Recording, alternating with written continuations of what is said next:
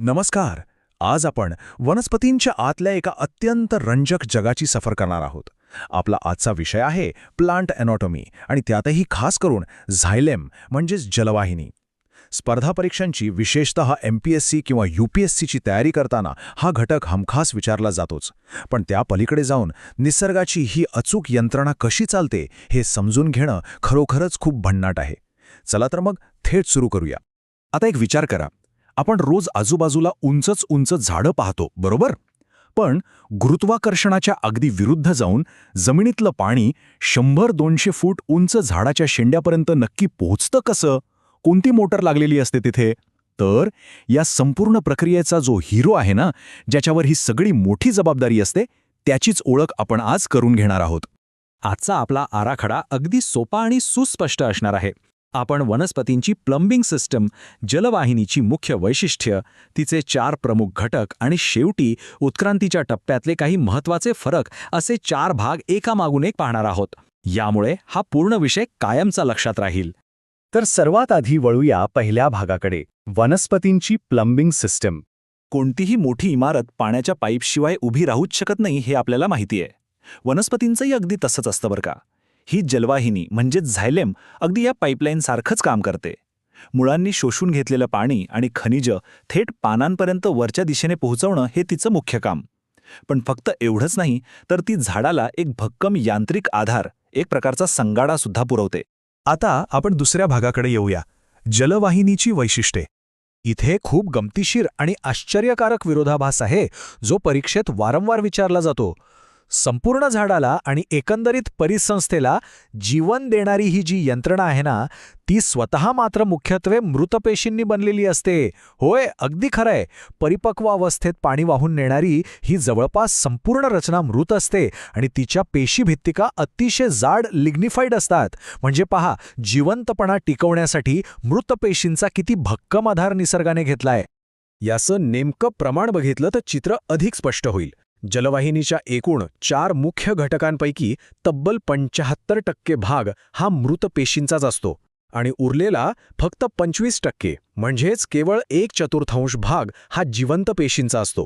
परीक्षेच्या दृष्टीनं हा आकडा अत्यंत महत्त्वाचा आहे, तो पक्का डोक्यात फिट करून ठेवा.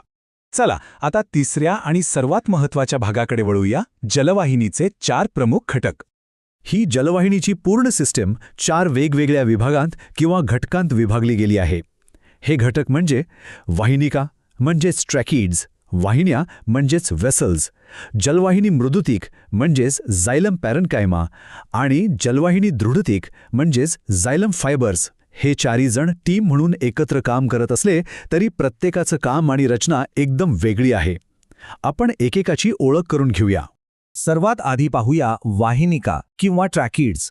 या अशा लांबट नळीसारख्या दिसणाऱ्या मृत पेशी असतात बरं का. यांची दोन्ही टोकं निमुळती असतात आणि आधी पाहिल्याप्रमाणे ह्या लिग्निफाईड असतात. यांच्यात प्रोटोप्लाझम म्हणजेच जीवद्रव्य अजिबात नसतं. आता यांचं मुख्य काम काय, तर ज्या अपुष्प वनस्पती आहेत, म्हणजे ज्यांना फुले येत नाहीत ना, त्यांच्यामध्ये पाणी वाहून नेण्याचं सगळ्यात मोठं काम याच वाहिनिका करतात. त्यानंतर नंबर लागतो तो वाहिन्यांचा म्हणजेच वेसल्सचा. एकापुढे एक जोडल्या गेलेल्या पेशींपासून या अशा लांब दंडगोलाकार नळ्या तयार होतात. यांचं सर्वात भारी वैशिष्ट्य म्हणजे यांच्या विभाजक भिंती सच्छिद्र असतात, म्हणजेच त्यांना भरपूर छिद्र असतात आणि याच सच्छिद्र रचनेमुळे या वाहिन्या अतिशय वेगाने आणि एकदम सुपरफास्ट गतीने पाणी वाहून नेतात. हे अगदी हाय स्पीड वॉटर ट्रान्सपोर्ट आहे. आता इथे मात्र अगदी कान देऊ नये का, कारण स्पर्धा परीक्षांमध्ये हाच तो अपवाद आहे जो हमखास विचारला जातो. जलवाहिनी मृदुतिक किंवा एक्सायलम पॅरेन्कायमा या संपूर्ण रचनेतला हा एकमेव असा घटक आहे जो जिवंत असतो. यांच्या पेशीभित्तिका अतिशय पातळ आणि सेल्युलोजने बनलेल्या असतात. यांचं काम म्हणजे स्टार्च किंवा फॅट्सच्या स्वरूपात अन्न साठवून ठेवणं आणि पाण्याचा आडव्या दिशेने म्हणजे लॅटरल कंडक्शन करणं. हा एकमेव जिवंत अपवाद कायम लक्षात ठेवायचा. आणि आपला चौथा घटक आहे जलवाहिनी दृढितिक म्हणजेच झायलेम फायबर्स.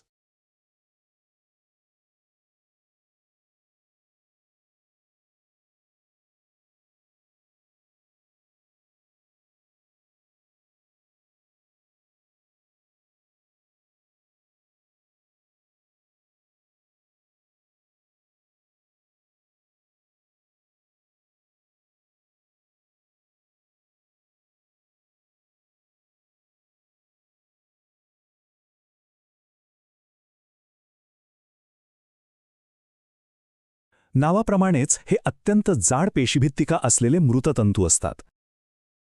विशेष म्हणजे यांची आतील पोकळी, ज्याला ल्युमेन म्हणतात, ती पूर्णपणे नष्ट झालेली असते. साहजिकच पोकळी नसल्यामुळे ते पाणी वाहून नेऊ शकत नाहीत. मग ते करतात काय? तर ते वनस्पतीला फक्त आणि फक्त भक्कम असा यांत्रिक आधार देण्याचं काम करतात. झाडाच्या खोडाला जो टणकपणा येतो ना, तो या तंतूंमुळेच येतो. आता आपण आपल्या शेवटच्या टप्प्यावर आलो आहोत, उत्क्रांतीविषयक महत्त्वाचे फरक. उत्क्रांतीच्या चष्म्यातून जर आपण पाहिलं तर एक अगदी स्पष्ट आणि सरळ फरक आपल्याला दिसतो. वाहिनिका म्हणजेच ट्रॅकिओड्स या अपुष्प वनस्पतींमध्ये पाणी वाहून नेतात, पण वाहिन्या म्हणजेच वेसल्सची उपस्थिती हे सपुष्प वनस्पतींचं म्हणजेच फुलाळ वनस्पतींचं एक सर्वात ठळक आणि महत्त्वाचं वैशिष्ट्य आहे. बहुतांश अपुष्प वनस्पतींमध्ये या वाहिन्या पूर्णपणे गायब असतात. हा थेट फरक कायम लक्षात ठेवा. आत्तापर्यंत आपण जे काही पाहिलं त्याची ही एका नजरेत उजळणी. वाहिनिका आणि वाहिन्या हे दोन्ही मृत घटक आहेत जे अनुक्रमे अपुष्प आणि सपुष्प वनस्पतींमध्ये पाणी वाहून नेतात. मृदुतिक हा एकमेव जिवंत घटक जो अन्न साठवतो आणि दृढतिक हा मृत घटक जो फक्त यांत्रिक आधार देतो. परीक्षेत जाण्यापूर्वी फक्त ही एक रचना जरी डोळ्याखालून घातली तरी तुमचे सगळे महत्त्वाचे मुद्दे एकाच फटक्यात कव्हर होतील. या संपूर्ण विश्लेषणाच्या शेवटी एका खूप सखोल अशा जैविक प्रश्नाने आपण थांबूया. जरा विचार करा, सपुष्प वनस्पतींमध्ये अत्यंत कार्यक्षम अशा या सछिद्र वाहिन्या जर निसर्गात कधी विकसितच झाल्या नसत्या तर काय झालं असतं? आज आपण जी आकाशाला भिडणारी अत्यंत घनदाट आणि प्रचंड मोठी जंग पाहतो ती अशा सुपरफास्ट प्लंबिंग सिस्टमशिवाय खरोखरच उभी राहू शकली असती का? या प्रश्नाचा नक्की विचार करा. आजचं हे विश्लेषण तुम्हाला वनस्पतीशास्त्राच्या अभ्यासात नक्कीच एक भक्कम पाया देईल. पुन्हा भेटूया अशाच एका नव्या आणि रंजक विषयासह.